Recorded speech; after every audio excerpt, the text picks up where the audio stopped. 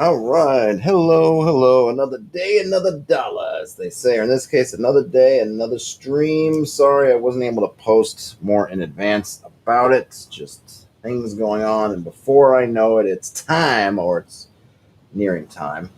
And also sorry for the technical difficulties. Oops, my mic, I noticed, is way off. Hold on, just fix that in case no one can hear me. So sorry for the technical difficulties the other day. So I'm trying to fix my mic here. I just noticed it had become misaligned. Let me realign you. Okay, that should be better. All right. Sorry for the difficulties yesterday. It was only at the very end. Missed about a page, or it was on the last page that I got cut a little bit. So that's where I will pick up. If you're just tuning in now, I am going through the campaign tools in Worlds Without Number. Let me go ahead and share my screen again. Get this show on the road, as they say. So I was hoping to start off with the next next section, but I will go back through this maybe somewhat more quickly, since I'm not sure exactly where I started having technical difficulties, how many of these tables I made it through yesterday. So maybe I'll just kind of skim through these. They're interesting. Essentially, they are giving us some different government details, very similar to the terrain details that we got before. We got things like how established is the current ruler, right? Either they're on a spectrum from being an outsider to being an institution.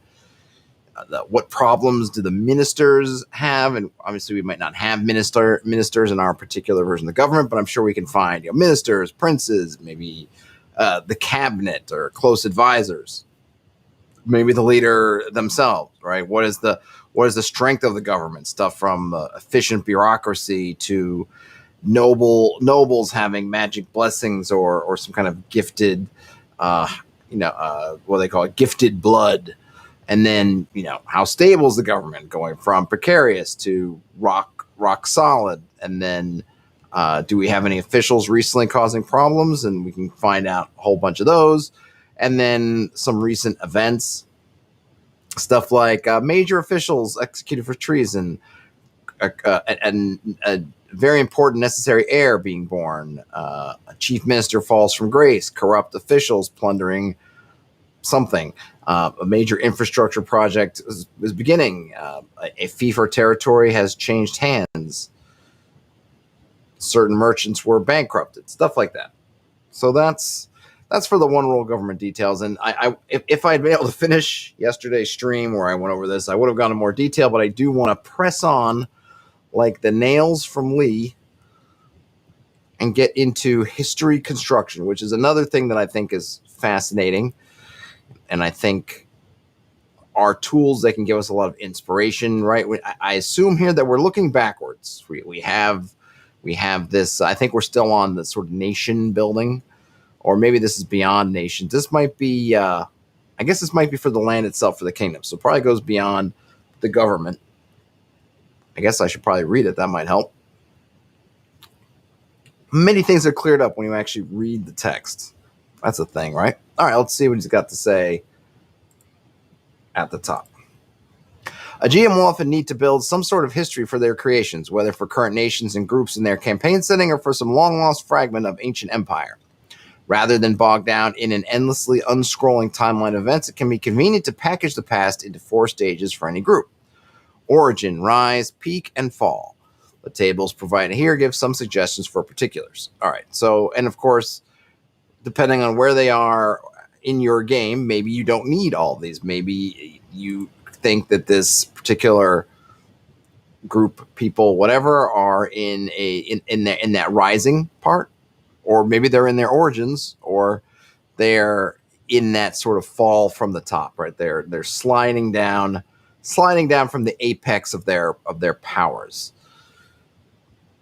of course, more tables. So first we have a D8 table about asking the question, how did they originate? I'm going to go through these quickly. We have Aboriginal peoples, refugees from a fallen land, exiles or losers of some civil strife, colonists who became independent. They were just magically created or shaped. They all followed a faith or ideology. They were a conquering army that went native. They migrated here for profit or plunder. So some good choices. Of course, as usual, we can get rid of some if we don't like them for a reason, add others if we want them for whatever reason. All that good stuff. What became of the original inhabitants, right? So people come in, as we've seen throughout our human history, somewhat usually unfortunately, right? As new peoples come in, oftentimes there are peoples already there and they become displaced or something else happens. So asking the question of what happened to the original people, especially if we get the in that origin story, they're not Aboriginal peoples, then we have to think about, well, what happened to the Aboriginal peoples if they were there? Maybe this was just empty land, but probably there was somebody here. So what happened to them? This is a D10 table. There weren't any other humans. You can replace that with humanoids, however you want to do it. They were wiped out in warfare. They were utterly assimilated. They were driven into exile. They became the ruling class. They became the oppressed underclass. They were partially assimilated. They retained small areas of self-rule, or you can roll twice and use both, or no one can agree on what happened, which is kind of interesting in its own right? In this case, we're not really setting the history. We're leaving that gap open, but it's an open question for anybody who might be researching or asking questions. What happened to the Cyclopses who built all the massive aqueducts? I don't know. We don't know what happened to them. The Great Flood, something else. Who knows? We don't know. Nobody can agree. And then we get some historical crises. We can roll on a D100 table. I'm not going to read all of these, but we've got stuff like barbarian invasions, colonial incursions, malevolent religions, unsuccessful expansions, usurpers seizing control, or war with stronger powers. And then how did they overcome the crisis if they did? They found this is a D10 table, a brilliant inspirational leader, organization and unity. I'm not reading, I'm just skimming. Skillful use of magic, martial prowess, economic brilliance, things of that sort. We'll get some more tables. What was great about its peak? So assuming that this culture, people, whatever, reached a peak of greatness, what did that peak look like? Or what was, they use the term great. That's definitely one way to say it. Maybe what was most impressive, what was their highest achievement? This is a D12 table. We have stuff like, again, skimming, not reading them all. Terrible regional evil was driven back. Ancient foes were united. Grand workings were created.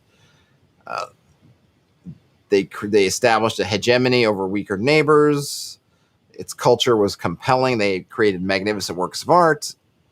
They had numerous legendary heroes, stuff like that.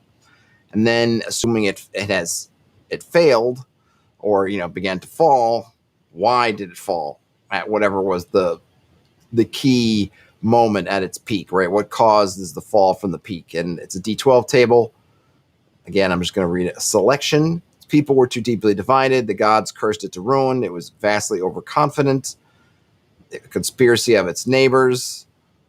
Its strengths were useless against whatever the problem was. The crisis was too big.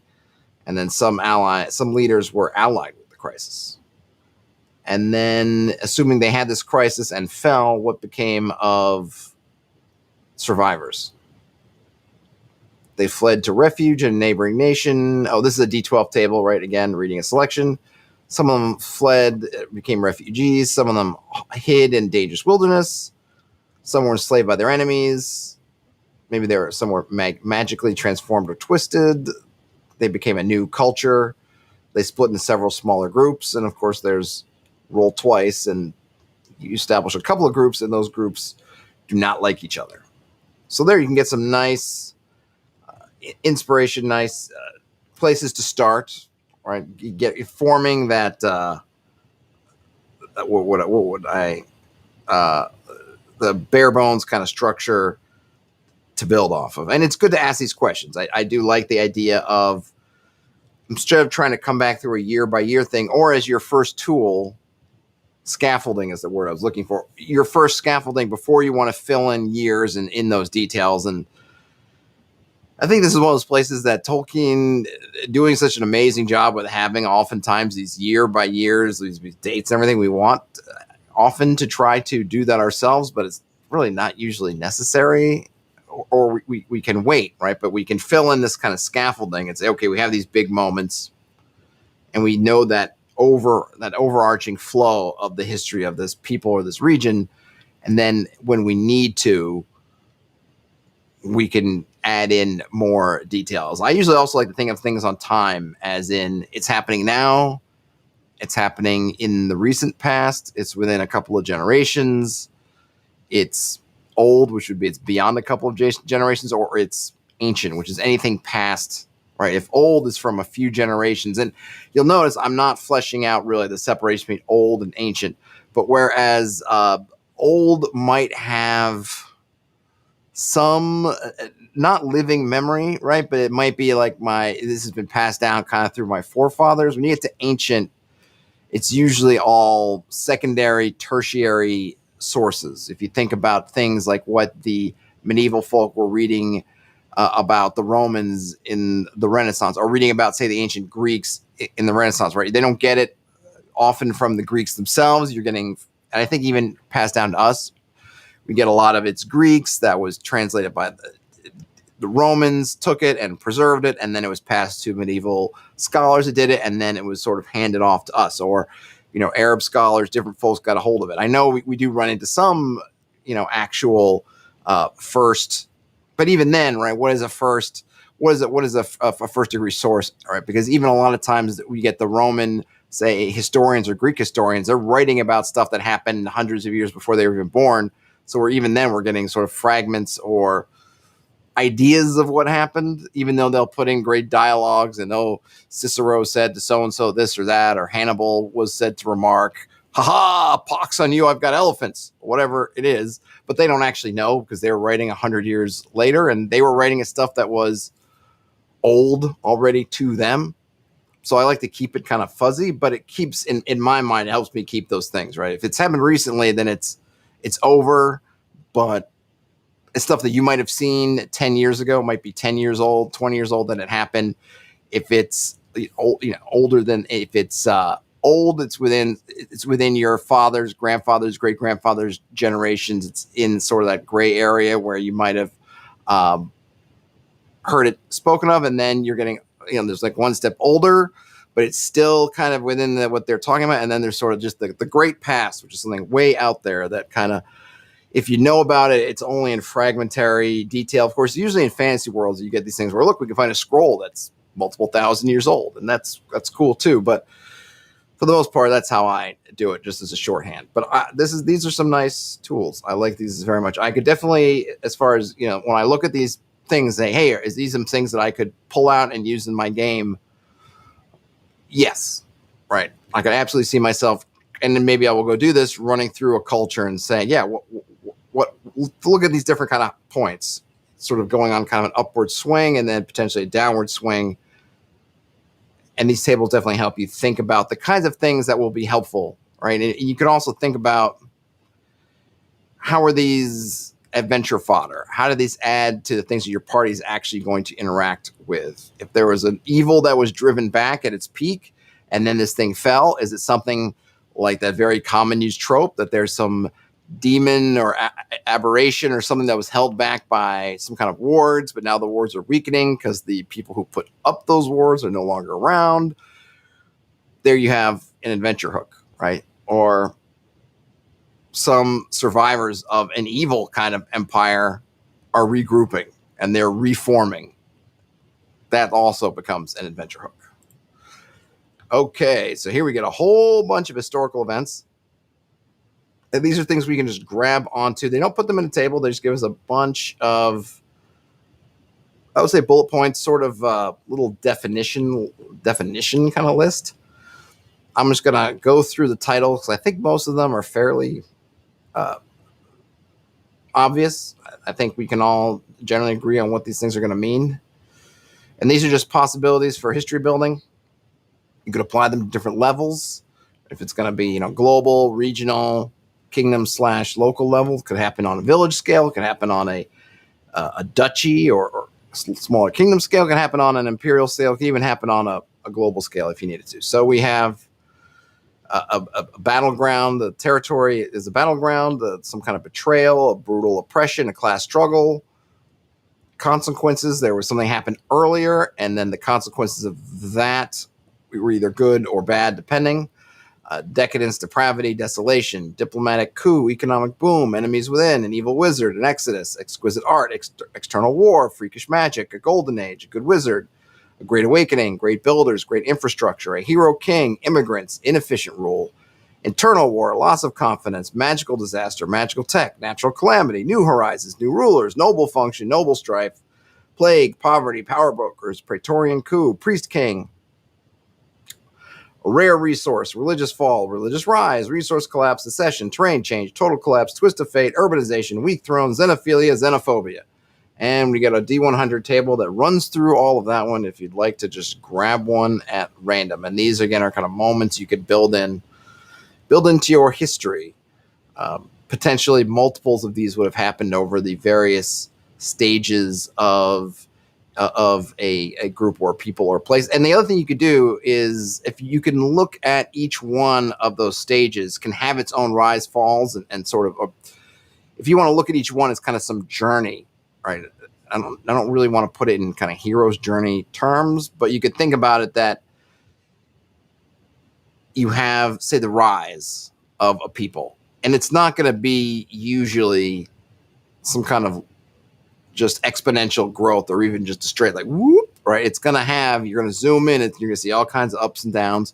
And you can think about, if the positive point is they're going to reach some point that's going to push them into the next level. So they're going to go from their origin story to hitting some kind of moment that's going to spark that rise. Once you've got your overall situation, you've built out that kind of first scaffolding, you can zoom in that scaffolding and then build another one for just that moment. So within that rise, we know that they're going to end in hitting some kind of moment that's going to push them from that aboriginal kind of just settling stage to that rising and growth stage. How does that happen? You can put in these same things with these historical events, and even you could put, well, what's the rise of the rise?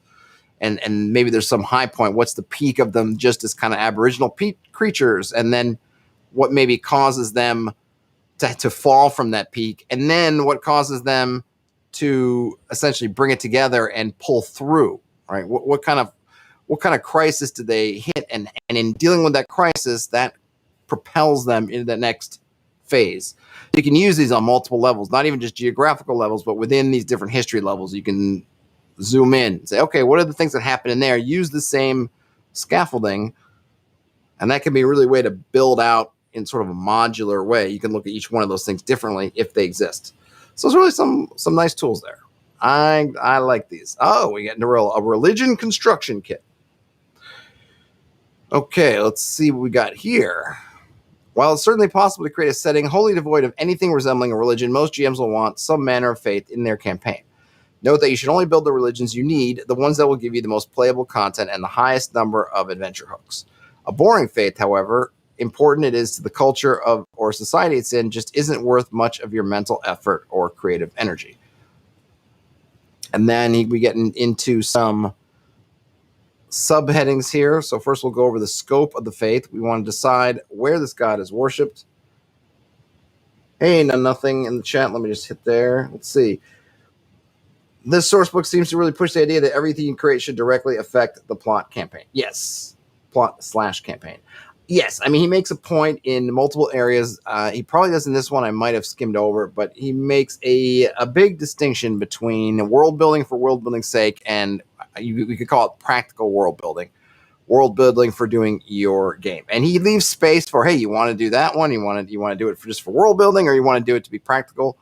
But I would agree with you that ultimately the focus he's got is on looking at it for practical terms. And it's repeated often. I think I talked about it in the last video, right? That every section feels like he's reiterating this point of practicality. And I think a couple of things is that a couple of reasons why is, one, it is important to think about it. I think that in a perfect world, no one would feel overwhelmed by world building for their games. We would just find that happy medium that works for us and just go with it. But how often do we see posted in various forums people overwhelmed with world building? I mean, it's probably one of the most discussed topics, especially for new GMs. I'm trying to build this world and I'm looking at a blank page or whatever it is, and oh my gosh, I don't know what to do. I either have no ideas, I've got too many ideas, I've got conflicting ideas, I've written myself into a corner, something like that's come up. So I think he is addressing it because it does come up a lot, and you want to keep saying, especially for those people who might get hung up on thinking, oh my gosh, I got to create all the pantheons for my entire world in one go, is step back, right? What gods, religions are actually going to be active in your campaign, right? From the beginning, like where's your party? Who are they made of? Who are they actually going to interact with? Let's concentrate on that. So obviously, if you're a veteran and you know what you're doing, right, you don't need to. Obviously, we can take or leave his advice in the various arenas, but I think especially for new GMs who might be coming to this book is mentioned a lot as one of the better OSR type books to pick up. So you're kind of building this for, hey, this might be your first time really engaging with world building, and I want to kind of keep you pointed on the right path. Michael Frazier says, yes, he has the golden rule of 1. Either it's fun, or 2, it's useful. Yep. And then Fraker. Yeah, Fraker. Michael Fraker, not Michael Frazier. Apologies for that. It continues. It's so easy to get delayed for a week on one random chart, and then you are stuck when game night comes up. Yep, right. It's very easy. There are all kinds of traps. There's a lot of traps that GMs could fall into, and I think over prep is probably the biggest one. And over prep, and then what you've prepped. Right? How often does it come up? Oh, my game's tonight, and oh my gosh, it turns out that all the stuff I prepped has been useless. What do I do? It's trying to hone in that prep, and I think it's a good idea. I think it is positive. But for us veterans out there who feel like we have a good grasp of all this, of course, we don't have to. We can just take it as, sure, that's great for you, but for me, I want to create all 50 of my global religions. I do think it's handy to have a few different religions, because from my point of view, if I'm playing a cleric, let's say it's a new campaign and I want to play a priest or a cleric, some kind of religion, or even if I don't, first thing I'm probably going to say is, well, what gods are out there? Like I want to pick a god to worship, to be a part of their religion. Which ones have you got? So I like to have a few, unless you're playing kind of a monotheistic religion in the area where my players are. The religion of that culture is monotheistic essentially. So there's just the one, but nobody was. The one guy who was playing a cleric really set that tone because I made that one for him to play, and he ended up leaving, and the religion stayed behind. In a different campaign, I might want to create somewhat of a pantheon, but of course that pantheon is just one religion.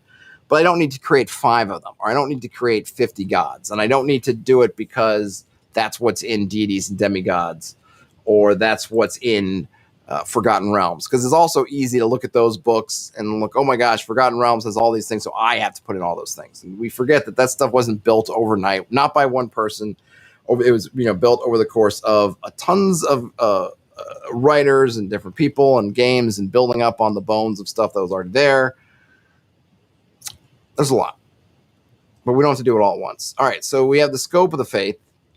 We're going to decide where this god is worshipped. It might be a local deity unknown outside a particular backwoods hamlet, or it might be the state faith of an entire kingdom or continent, right? And then we will look at who leads the faith. How is the religion organized? Who makes decisions about its beliefs? So we have church structures table, 8 choices. Stuff like, I won't read them all yet again. I'm just going to say in general with these tables at the moment, I'm going to read selections, so I don't have to repeat that every time. I'm going to read some selections of each one. So for the structures, we have autonomous holy folk, multiple pontiffs, single pontiff, funded, believer-funded temples, no clergy at all. It's part of a secular structure, something of that sort. We get origins. What are the gods' origins? Where did the god come from? A deified ancestor king, a local historical leader. They just simply always been there. An apotheosized sorcerer, a genius of a particular land or location, an outsider from or alien from beyond the moon, another faith saint that was turned to a god, stuff like that. That was a D12 table.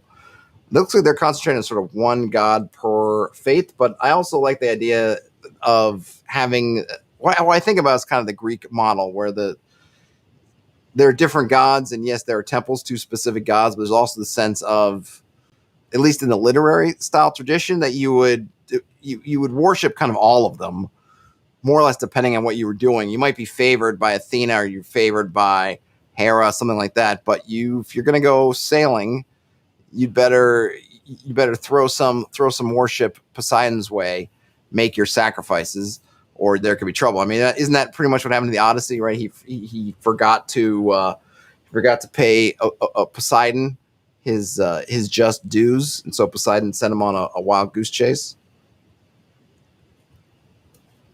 Am I remembering that correctly, or was there something else going on? So we have that. Why does the faith matter? Might be where you get your healing blessings. This is a D10 table. It's locked in conflict with a major local power. It supports some of the PCs love or hate. It's trying to expand, needs help. It's a big economic player, so on and so forth. Now we get, what does the faith want? It wants to crush its religious rivals in the area. Hear the lamentations of the priests. This is a D12 table. It wants to depose a hostile royal house, smash an enemy faith, erect a huge and imposing temple, things of that sort. And then we get stuff like, hey, what are the clergy like? Right? What can we expect from the priesthood and whatnot?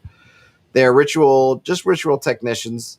They're chosen from specific bloodlines. They're experts in some sphere. They're just common believers chosen by the peers. They're isolated ascetics. They're individuals who step forward and are accepted for the qualities or technical skills as priests, or they could be wealthy believers. You spend enough money and you get to become a cleric. And then how do they function? What is their function in society? This one is a D20. It's the war god. It's the favorite god of the ruling class. It's hated by most and illegal. It's a protector of a minority. It's the patron of former rulers. It guards particular places. It gives good luck. I think we can get the idea, right? So a lot of good ideas in there. Now we get into the portfolio. I always like talking about God's portfolios. We'll see what he has to say about it. Is once you know what the faith's role in society is, you could pick or roll to find out what general portfolio is assigned to the deity. Powerful gods may have several spheres they are responsible for, while niche deities might be gods of only a small, specific, yet important function. The origins of the gods will also flavor this choice. An ancestor hero might have a portfolio associated with their great deeds in life, while a reified cosmic principle probably isn't considered critical to merely human process and activities.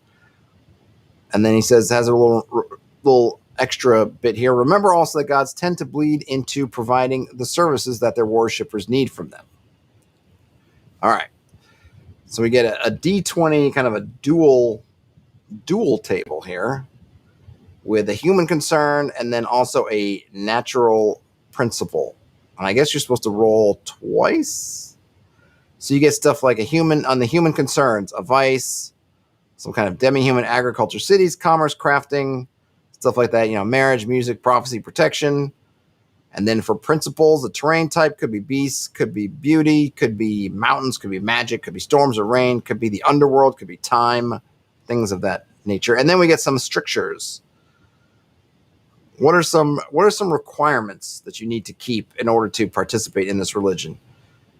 Another D20 table, stuff like never or always associate with certain types, never eat some common food, tithe, make particular sacrifices, revere or hate a class or group of people, pray at certain fixed places or times, there's a lot of sort of, there's some folks who you may always, a bunch of these, or a few of these at least, are kind of never always about certain outsider groups or insider groups, right? Either you're always going to be buddies with these or whatever, or you're never going to, right? So there's a few of those.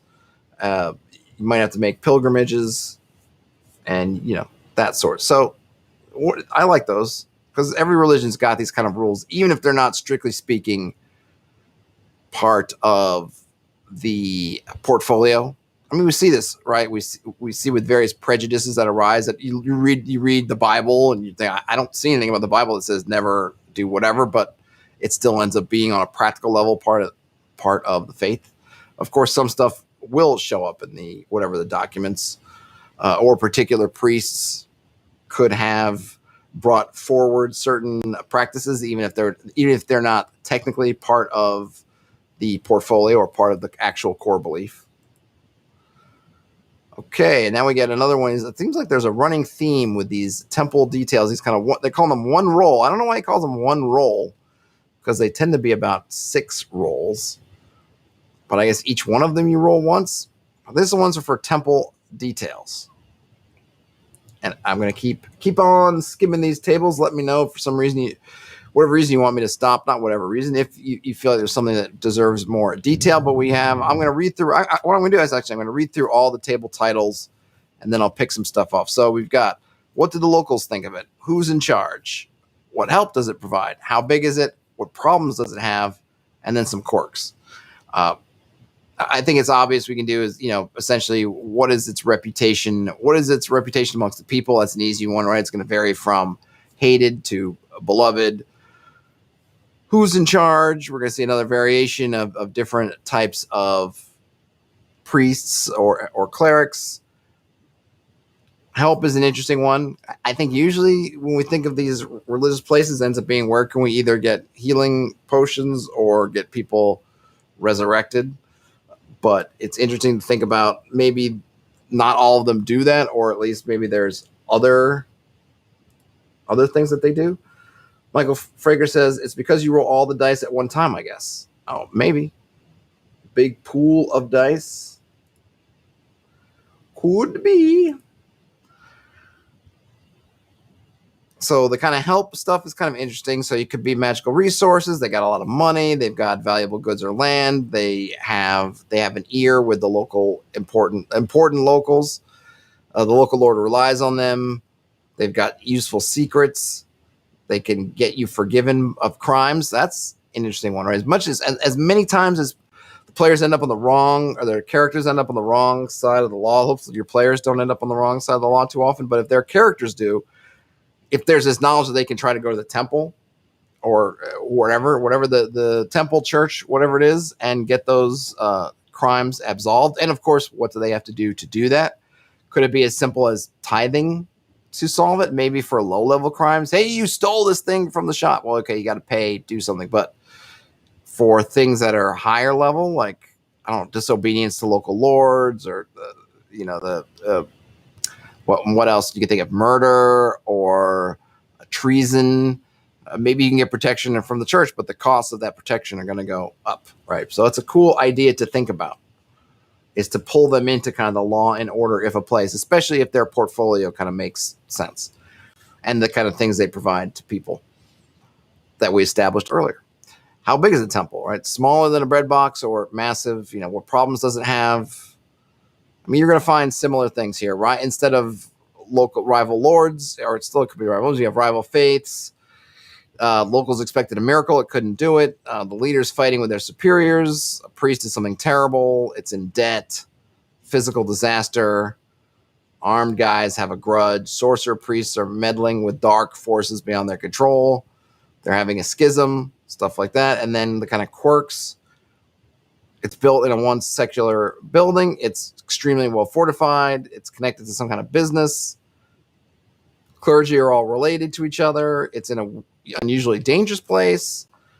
It follows unusual prohibitions or rights. It's got an extensive library. That's the Religion of My game, has that an extensive library that the party was trying to get into, but has yet to actually accomplish. It deals only with the proven faithful. Its leadership is foreign or demi-human, Or it's actually a different fate that's just been concealed, which is interesting. Possibilities abound. Okay, so usually that's been at the end of a section, but here we get some more subsections here on religions. The first one here is evil or antagonistic religions. And then we'll read at least the first paragraph here. Just checking the chat. Nope, we're all clear.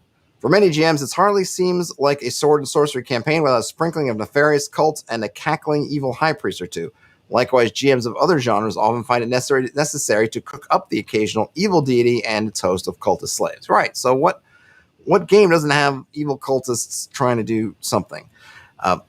We have a section here on the rewards of damnation. What do the cultists get out of their service? Why does it seem a good idea to worship a tentacular abomination that hates all human life? Why are these believers rejecting the morals and values of their native culture to adhere to faith that rejects everything their families and societies hold dear? That is a good question, right? It's one that's worth asking. Are they just simply being dominated? Is there a corrupting element that just eats away at their will to resist? The kind of thing you find.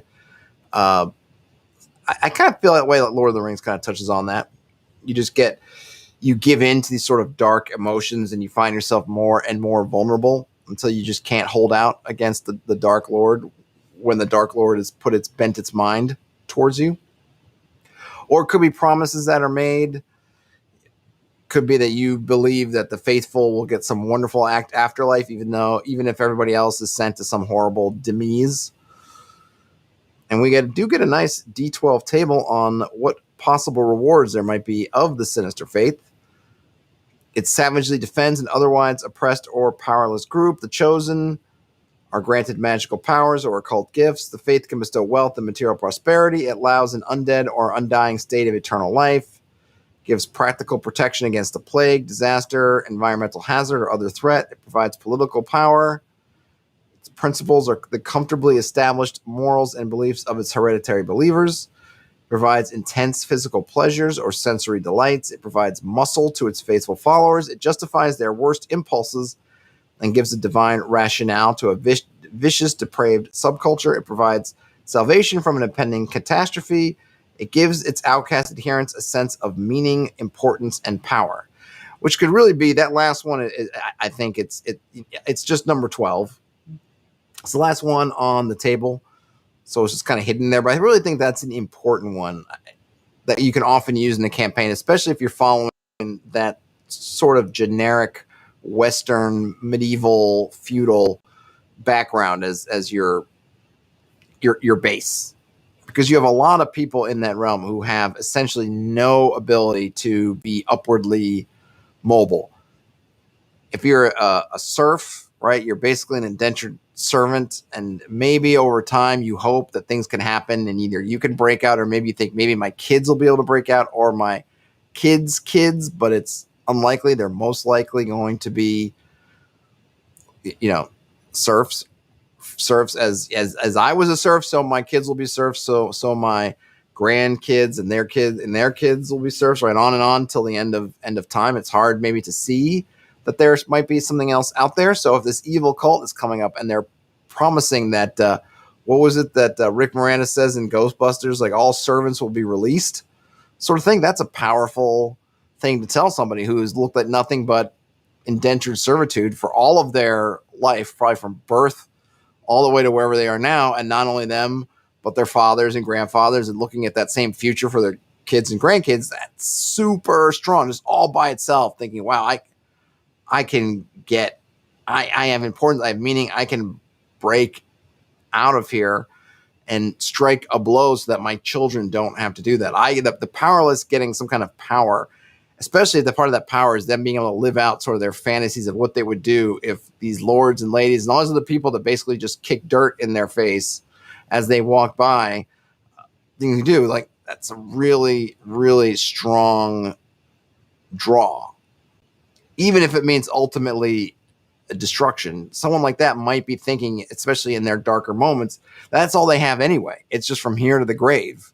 And if whatever religion especially if there isn't kind of a Christian style religion that's promising, well, you're a serf now, but once you die, if you're all nice, you'll get to go somewhere good.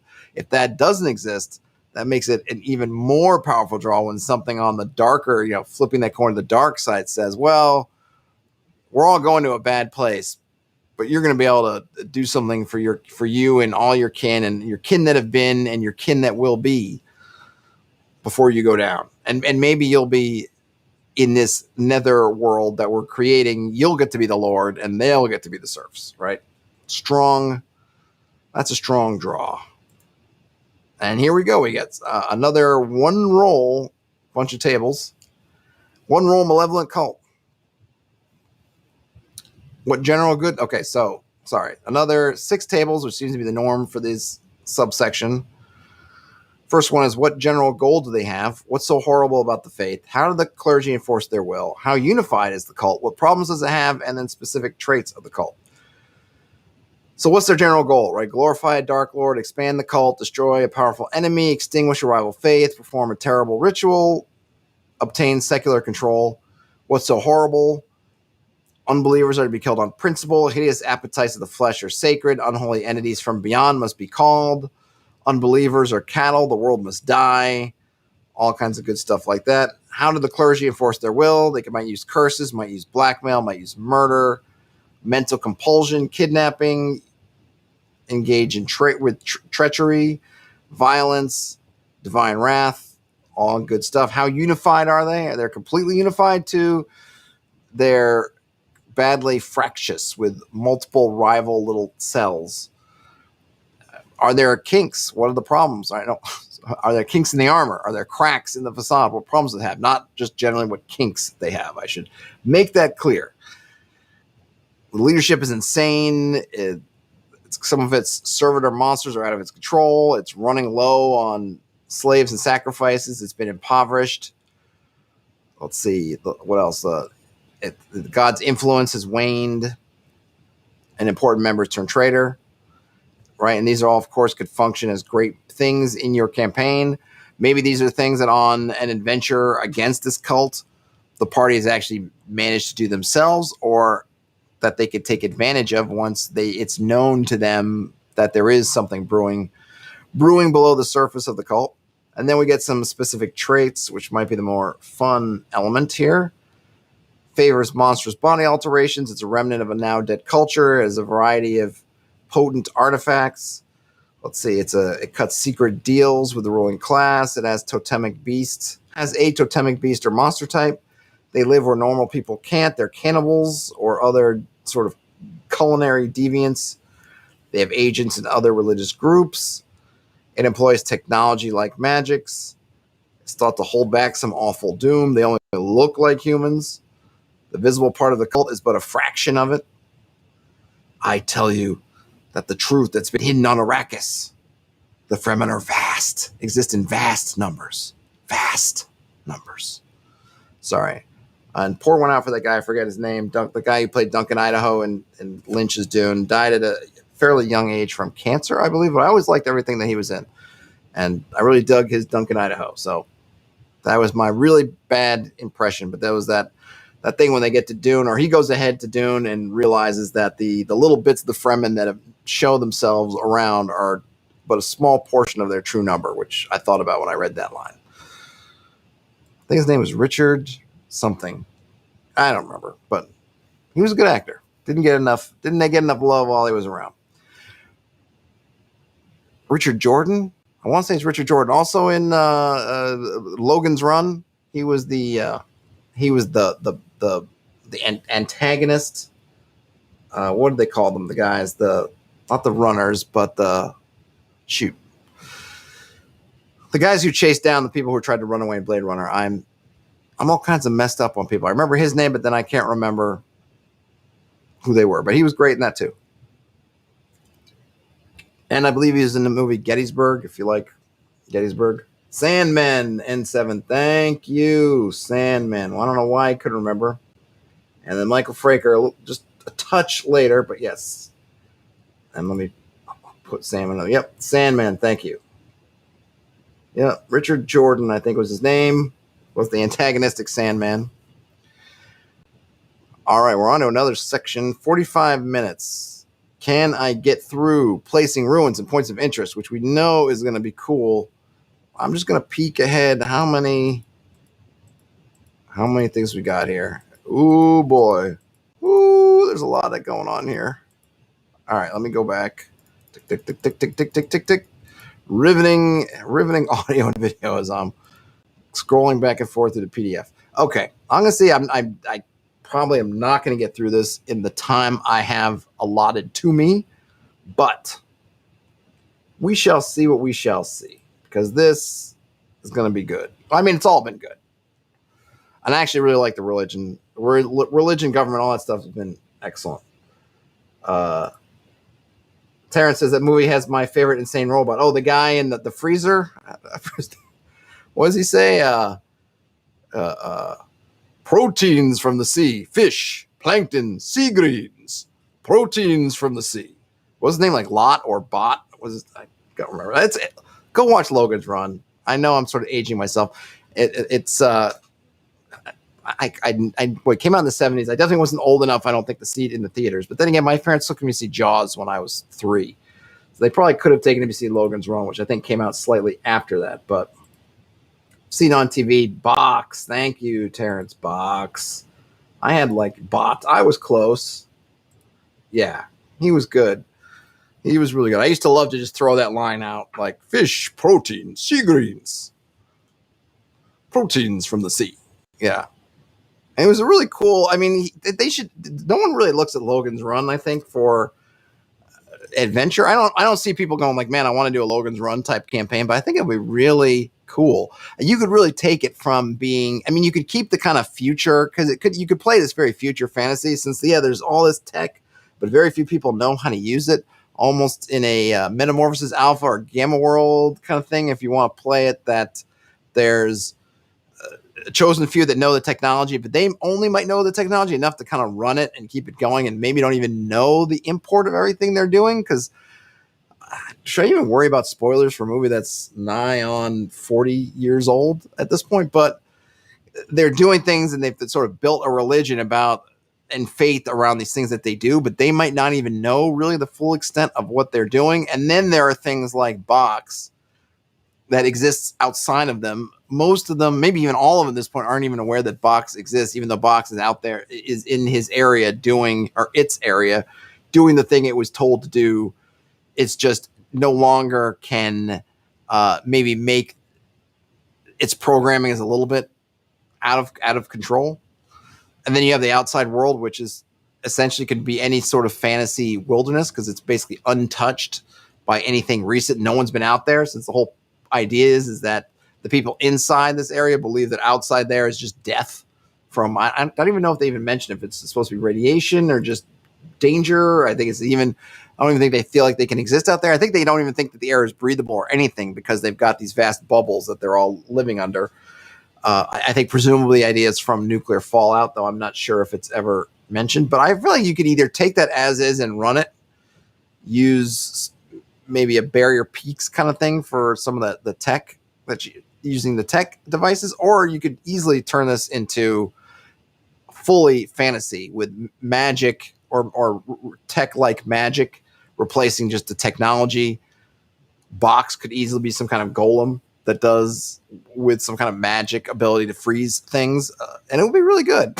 And you have these Sandmen who have been indoctrinated to be the and it all even plays into the religious rules that we just did, right? These Sandmen who are essentially like these. I wouldn't even really call them the priests, because they're definitely another sort of priest class, but these are definitely the enforcers of the priesthood. And these folks who are kept in thrall, and the terrible truth about can they leave this area or not. And you could take the dome and turn it into some kind of a hollow world thing, or even just some kind of great cavern, underdark type situation. Man, just giving me ideas. Now suddenly I want to put together Fantasy Logan's Run. Who's with me? Fantasy Logan's Run. Let's do it. Terrence, let's drop our other ideas and just go with Fantasy Logan's Run. All right, placing ruins and points of interest. That was like a good little rant there. I could go on. I could go on, and I got 10 minutes. I'm thinking, should I just start talking Logan's Run fantasy campaign for 10 minutes, or should I get into these tables? I'll get into some tables. Someone let me know in the chat. Terrence says he's on board with fantasy Logan's Run. Or it's Logan's Run, not Logan Runs or Logan's Runs. Yeah, that's a great movie. Great movie. And by the way, someone go back and watch Soylent Green. And somebody, I think, they brought back the Soylent brand for something or other. And I watched Soylent Green the other day, and it's a great movie. Michael Fraker says, which tables would you roll on for the fantasy Logan's Run? Well, since you've got the movie to base it on, we know a few things. Oh man, you're going to get me going, and I'm not even going to get to this. It would be good. So for fantasy Logan's Run, maybe this is good. Let's work on this for the. I don't have to go exactly at the hour mark, but let's work on this. So we've got this concept, fantasy Logan's Run. We know some things. We know there was some great calamity that befell the people. If we're going back to sort of how these people got where they are, right? This is the remnant, some greater people who were destroyed by some great calamity. We could easily roll on the tables for that kind of rise and fall. We know that they're at the fall, and they're back. Maybe not back at the Aboriginal stage, but maybe they've then come back through the Aboriginal stage. So what I was going to do is I should get some kind of whiteboard I can flip. So I was going to do it. I would have the old society went through that rise, fall down, and now you have a dashed line indicating that society basically collapsed completely. And now this society it's definitely not an Aboriginal stage. It's maybe on the rise. We don't really know where they are on the rise, though I feel like they're artificially plateauing because they're still following these concepts that they don't understand, which is the stuff like you should only live to be so old before you need to get recycled, or this whole renew, what it means to be renewed. So they could be at that kind of, maybe they're at the Aboriginal stage and they're trapped. And the events of Logan's Run are really going to push them into that rise. Because once Logan's Run, that adventure's over, that campaign's over, they're going to realize they can go back out into the outer world. We definitely could flesh out the religion. We don't know much about the religion in Logan's Run. We know that it demands a sacrifice. We could talk about, is it actually a technology? Are they really just worshiping the technology? Are they worshiping a real god that's doing this, or just maybe it's an ancestor worship? There's a couple different directions we could go with that, depending on how we felt about it. Because really, it's in the movie, it's kind of in some ways, it's a merging of both. Because clearly there's the stuff that their ancestors in the depths of time made in a time of crisis that went from, at some point, people knew that this was a practical necessity. Potentially there were way more people. There's way more of a concern of overextending resources. And there might still be. They might still be living basically at the edge of their resource limit because it doesn't seem like they have much agriculture. They may be at this point where, okay, we got to maintain this line. They just don't know that the outside world's open to them so that they can expand. So they're being artificially kept there. But the practical reasons for that are totally gone. And now it's built up this religion about you reach a certain age and you have to renew because that's kind of what the religion is, as opposed to, well, we just can't feed you anymore. That sort of thing. And we could definitely build out what that religion looks like. We know there are these enforcers, which are the Sandmen, and we know there's some other clerics because I think we see them when they show the renewal ritual. I think they show some robed people, but we don't know the particulars about the religion, and we could take that in a few different directions. I don't think we know anything about the government. I think it could be the religion runs the government, because on some level, the religion is all about this technology that they control in all facets, right? They control, presumably they control there's an AI too, right? So that's another interesting bit, right? There's the AI, because I think it's the AI that concocts the plan. Terrence, might be the other resident Logan's Run expert, and N7 and Michael Fraker actually seem to be pretty knowledgeable in that, right? There's an AI at some point because that actually sends Logan on his quest, and it's the AI that puts him in the machine that turns his crystal from whatever it was to red so that he can pretend to have to be a runner. So It could be that there's an AI that is running things, and there's nothing above that AI. I don't know how many people know that. I have to go back and watch the movie again to know if this is common knowledge, even to other Sandmen and other folk, that they're really dealing with an artificial intelligence, which again, we could just make it could itself be the deity if you want to be cool and say, okay, they're really worshiping technology, sort of like that. What was that? What's that that OSR set of dungeons? What's it called? ASE, ASI? I can't remember the name of it, but that had that same sort of idea where everything that we thought was magic and divinity was controlled by satellites that were orbiting the planet. What was it? Advanced artificial? I can't remember the name of it. But there's a few dungeons. It was like kind of a mega dungeon, but it had that same concept of there being actual technology that was worshipped as religion. We could have that, or we could totally fantasize it, turn it into fantasy by turning it into some kind of actual god that is speaking to you, or some combination of both if we want to do kind of a more almost steampunky merging of technology and divine power. So we'd want to do that stuff. So we would definitely use the building up of the government, building up of the religion, building up of the culture in terms of the rise and fall, and now rise again. Actually, really kind of two cultures. The original culture we'd want to build up, because definitely when you get outside, assuming this is a campaign and we know the campaign's going to hit outside you're going to see all the ruins of the original culture that haven't been upkept.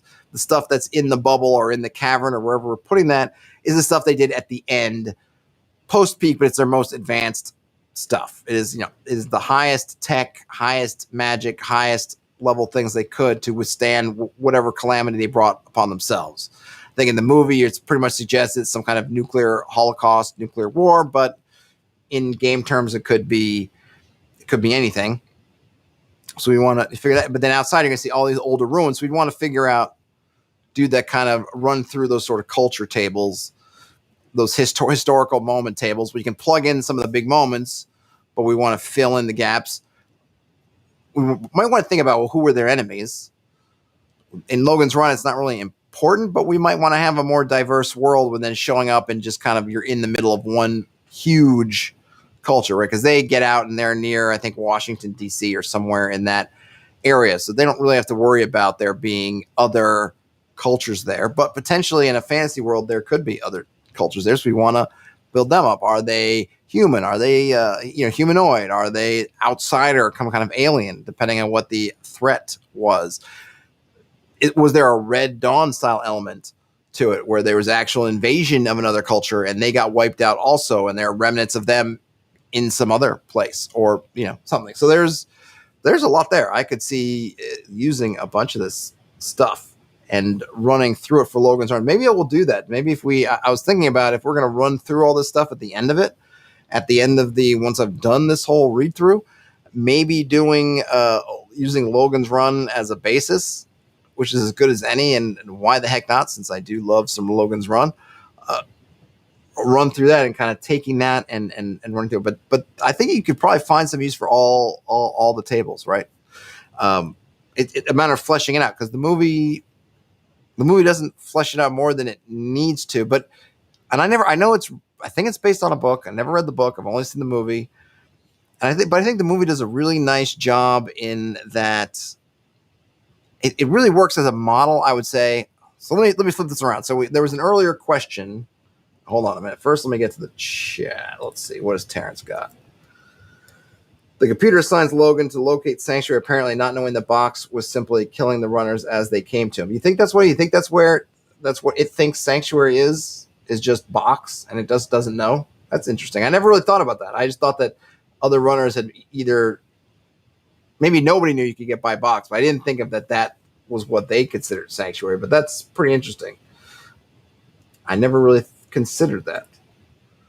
I mean, definitely the AI is clearly limited by what the runners, which is another religion in a way, right? Because Sanctuary itself, this whole concept that you can run away, get to a sanctuary, is really also a religious belief, because there's no proof that anybody got out. As Terrence just said, there's no proof that anybody made it past the box.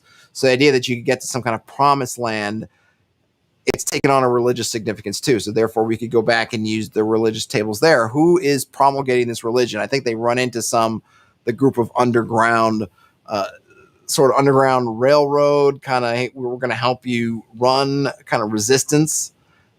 But it also has basically religious undertones because nobody knows anything, because nobody's ever gotten out, I think, as far as anyone has seen.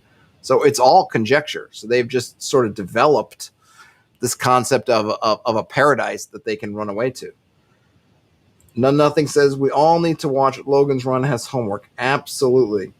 And then Michael Frager says we're all runners on assignment from the AI. I don't think so, because the one, the girl, the love interest, she was not assigned by the AI, or at least as far as I know, unless the AI is just sending out a ton of feelers. But I feel like there must be some true resistance that the AI is trying to squelch out by finding out where Sanctuary is. And then the other Sandman, I think, just he's not in the know, so he really believes that the original Sandman is running. And then, of course, eventually the Sandman, Logan, does actually become a real runner, right? He kind of gives up this idea that he's doing it in the interest of the AI and really, really takes on the quest, and then you have the antagonist chasing them down. But yeah, there's some really interesting. There's a lot to flesh out. But what I was going to say is kind of tying back to, I think it was Nothing's question of, and the concept of practical world building versus just world building for world building's sake. If you take Logan's Run, the movie, I think it's a good case of this practical world building. We get exactly as much as we need for the action to take place.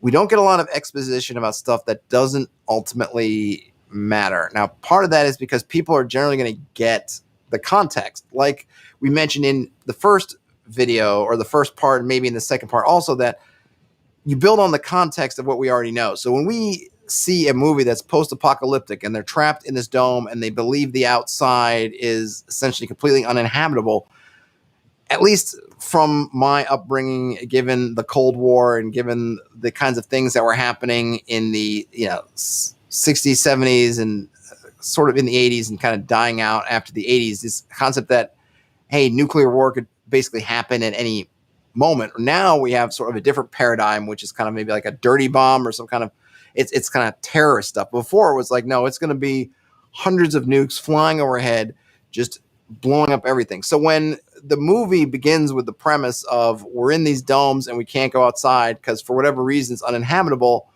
as someone watching it, especially a child of the 70s and 80s, it's obvious that, okay, this is nuclear holocaust. And even if it isn't nuclear holocaust, which it could be something else, we don't know. Even if it isn't, it doesn't really matter, because we can appreciate the circumstances under which the entire planet, more or less, the entire world as far as this culture goes, is uninhabitable. And using that as a base means we don't have to go and explain a bunch of stuff. We don't have to have a crawl that says, okay, here's all the things that are going on. And I don't even remember. They might even have a crawl. Maybe in vogue to have some white on black text show up saying the year is 2545 and this stuff's happened. But even without it, right, we can get a sense of, oh, they're in a bubble. Everything outside is uninhabitable and essentially dangerous. We can imagine it, right? We get that. The stuff with the gems and everything is explained only in brief, just enough to know that, hey, the color of your gem is important because it tells you basically how close you are to your time limit. What happens to your time limit? You go through renewal, and then once we watch renewal happen, one of the first, I don't know if it's the first scenes, and we probably have to go back, and we should watch Logan's Run at some point in preparation for this.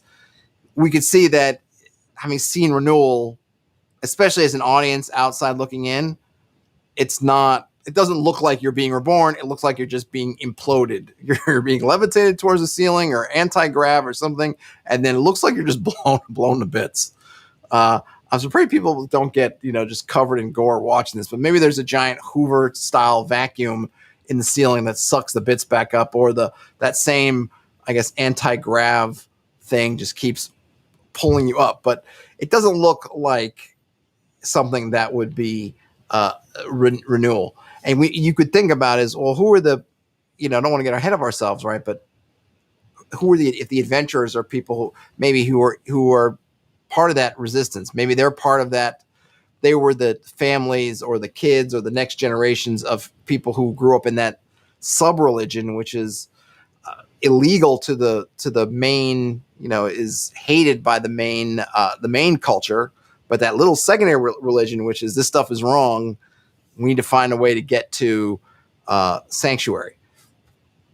But really, they do a great job of just not telling you too much. You only get what you need to get. And I think that's kind of what the author here is saying about the world building. You don't need a whole lot, especially when it's all integrated, right? The stuff about in the movie, watching renewal ceremony isn't just about the renewal ceremony. Those guys were from the point of view of the Sandmen, they're on patrol. They're sort of there to watch, and they're looking for runners because this is the moment of truth, and this is your last chance to run if you're going to run. And sure enough, somebody runs. So even then, you get to see renewal, but it's part of this other moment. It's not just here's a scene to show you renewal to show you it. It's something that's going on. There's further context to renewal in the movie, and that doesn't translate exactly to games, to especially a more sandboxy open game, but that idea of we're going to show it to you in a way that is an adventure hook. It's part of an adventure. It leads to adventure. It's not just you're going to sit in front of me while I narrate to you the renewal ritual, and then you just kind of watch it and go, oh, that's kind of neat. And then you go, okay, let's go back to the tavern, right? It should be presented in a way that's actionable. In the movie, it's made actionable by the fact that they're on patrol and they're there looking out for runners at the renewal ceremony, which is, again, it's the last place they'll have a chance to run, so probably somebody will run, and sure enough, somebody runs. So it's presented in a way that pushes forward for them their adventure, right? It's their job, but it's what starts to set the tone for the adventure. See, Terrence says the Death Star explosion execution is the death of kings. Yes, exactly. The special effects in Logan's Run are not particularly grand, but I feel like if you can put that aside, I don't know. It's always interesting when you watch older movies now. Maybe it's because I know for myself, they're wrapped in so much nostalgia that I just see through. I don't even really, unless I go looking for it and I want to nitpick it, I just go with it because it's how it's been since I was a kid, right? So it works for me. I don't know if fresh eyes, younger people, go back and watch Logan's Run, they look at it and they see the little sparklers that seem to go off, and as people kind of fade out, and there's like little Roman candle action that they just go like, okay, well that's lame. I don't know. Interesting question, but I think it's a good example of practical world building. You give people just enough, right? Even the stuff with Box, it's kind of fun because all that Box says is the exposition telling you what he's doing. He's there freezing people for something. Well, now he doesn't even know because it doesn't seem like they're even eating the food from Box.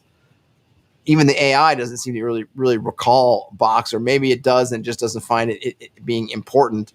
I don't even know that. Do they show even any kind of? I don't even think they even show stuff from Box being moved out. Is there even a conveyor belt or something from Box back into the rest of the structure? I don't even recall. But even that is made in an interesting way.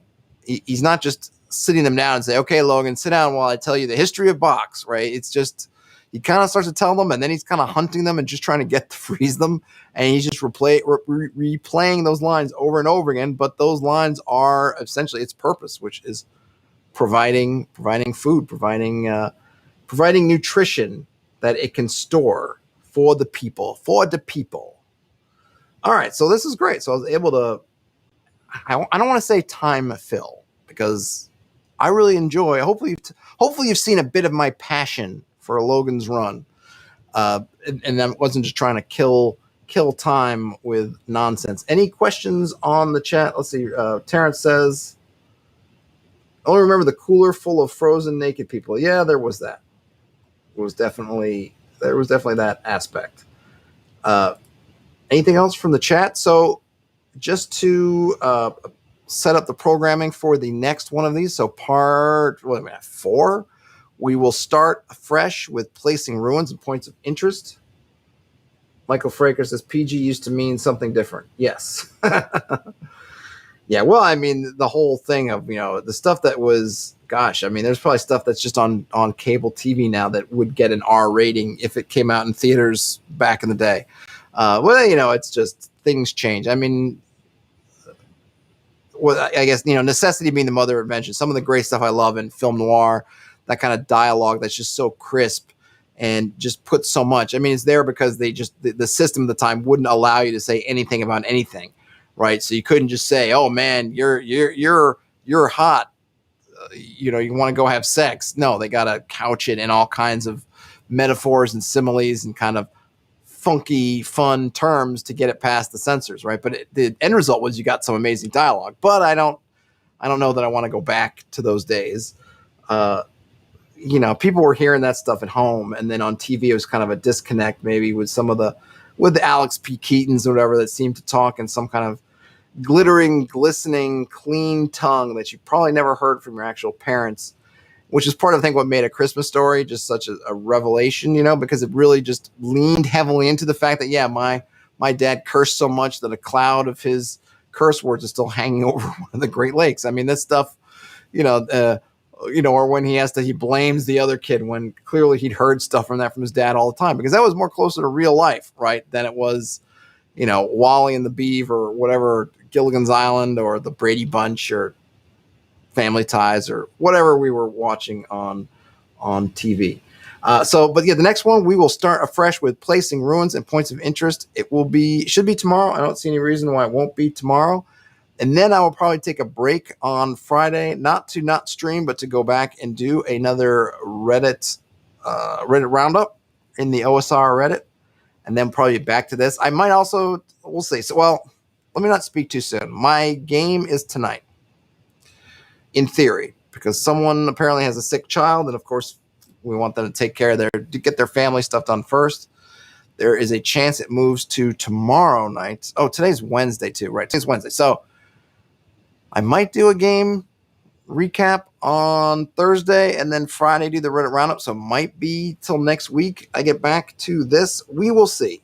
I'm not going to let it, lapse into kind of a regret pile like I have a couple other things where I started the read-throughs and didn't get through it.